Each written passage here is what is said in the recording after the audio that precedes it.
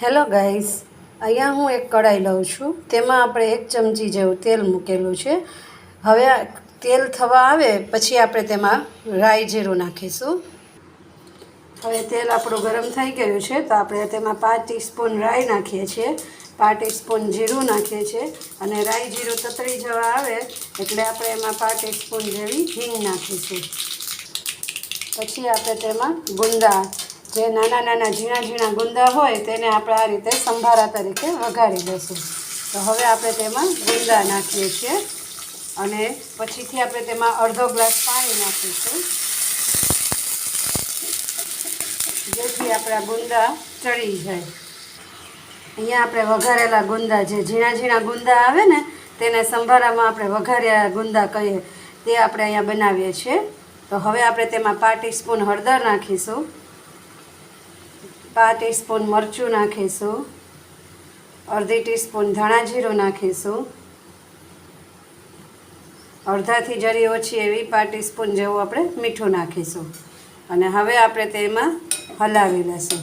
તો અહીંયા તમે જોઈ શકો છો કે આપણા ગુંદા વઘારાઈ ગયા છે, પણ આપણે જે પાણી નાખ્યું છે તે બધું પાણી બળી જાય ત્યાં સુધી આપણે તેને ચડવા દઈશું. ઓકે ફ્રેન્ડ્સ, અહીંયા તમે જોઈ શકો છો કે આપણું ગુંદું ઇઝીલી કટ થઈ શકે છે.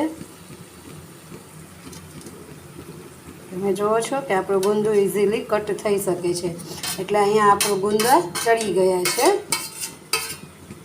આપણું અહીંયા પાણી બધું બળવા આવી ગયું છે.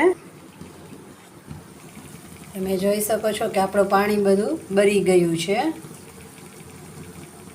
ઓકે, તો હવે અહીંયા આપણે 1 ચમચી જેવો ચણાનો લોટ નાખીએ છીએ. ચણાનો લોટ ઓપ્શનલ છે, તમારે નાખવો હોય તો તમે નાખી શકો, ન નાખવો હોય તો તમે ન પણ નાખી શકો, સ્કીપ પણ કરી શકો છો.